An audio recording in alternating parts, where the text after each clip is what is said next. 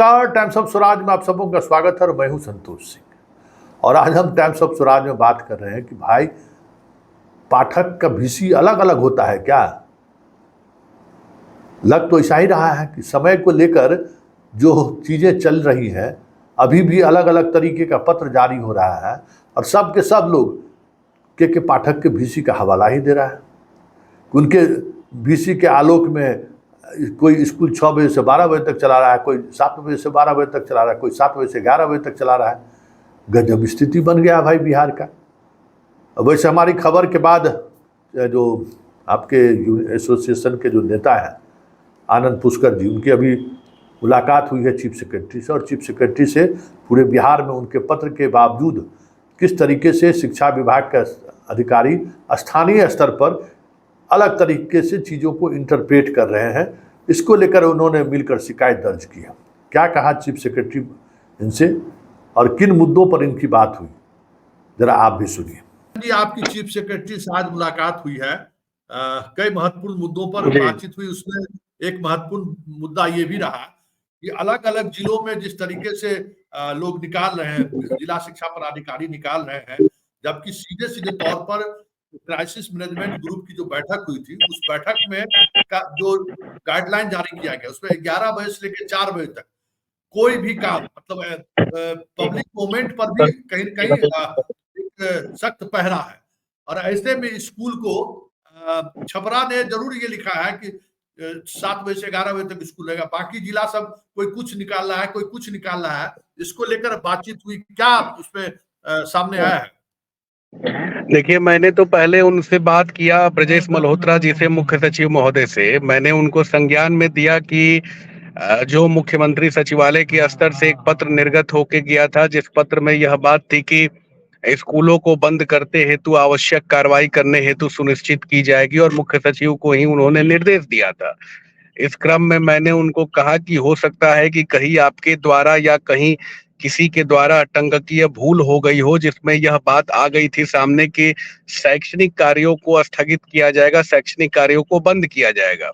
लेकिन उन्होंने मुझे बताया कि देखिए, पूर्व में भी इसी तरह के आदेश हम लोगों ने निर्गत किया है। जुलाई में भी हम लोगों ने शैक्षणिक कार्यों को ही बंद किया है। फिर मैंने उनको बताया कि धन्यवाद भी दिया कि आपने तो यह पत्र निर्गत किया और आपके जिला अधिकारी जो जिला के हैं उन लोगों ने भी पत्र निर्गत किया, जिसमें यह आदेश उन लोगों ने भी दिया कि शैक्षणिक कार्यों को बंद किया जाएगा।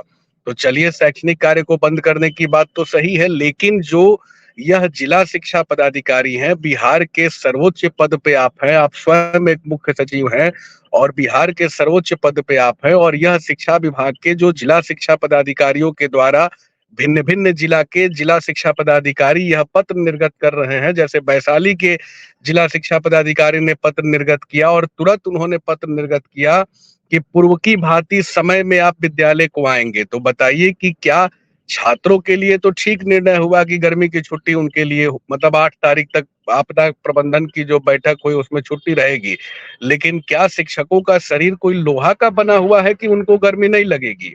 तो इस क्रम में मैंने जब उनको कहा, मैंने उनको जब पत्र भी दिखाया, तो उन्होंने मुझे आश्वस्त किया कि मैं स्वयं जो है इसमें शिक्षा विभाग के एसीएस से मैं बात करता हूँ, इसका जायजा भी लेता हूँ कि आखिर जो है भिन्न भिन्न समयों का पत्र जो है भिन्न भिन्न जिला शिक्षा पदाधिकारी के द्वारा निर्गत क्यों किया जा रहा है। इस पे उन्होंने भी कहा, अपनी आपत्ति उन्होंने दर्ज भी की, और उन्होंने कहा कि मैं शिक्षा विभाग के वरीय पदाधिकारी से बात करता हूं कि ऊपर के स्तर से ही इसमें कोई दिशा निर्देश होना चाहिए, या तो डायरेक्टर के स्तर से होना चाहिए, चाहे एसीएस के स्तर से होना चाहिए।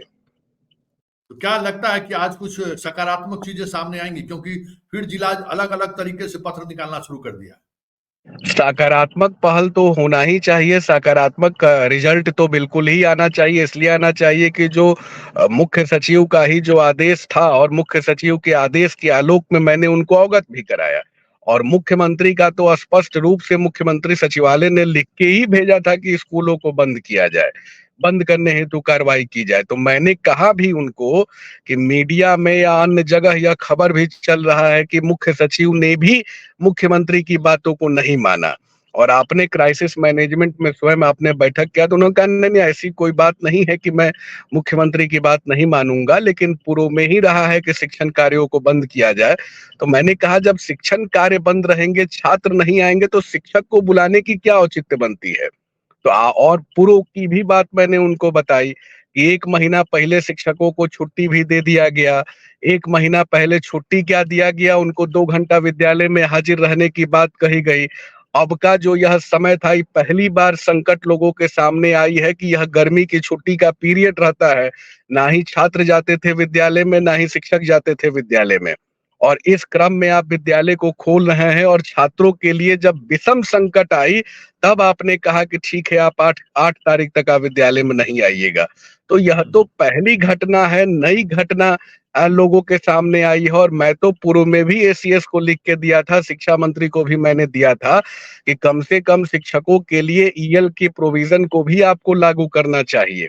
एक तरफ आप सरकारी कर्मचारी मानते हैं, एक तरफ आप कहते हैं कि मैं आपको सरकारी कर्मचारी मान रहा हूँ, और दूसरी तरफ जो शिक्षकों का प्रोविजन है, जो उनका अधिकार है, वो अधिकार देने से और लेने से भी उनको आप वंचित कर रहे हैं। तो यह दोहरी नीति जो है शिक्षा विभाग के द्वारा जो शिक्षकों के लिए की जा रही है, बड़ा ही खतरनाक है समाज के लिए।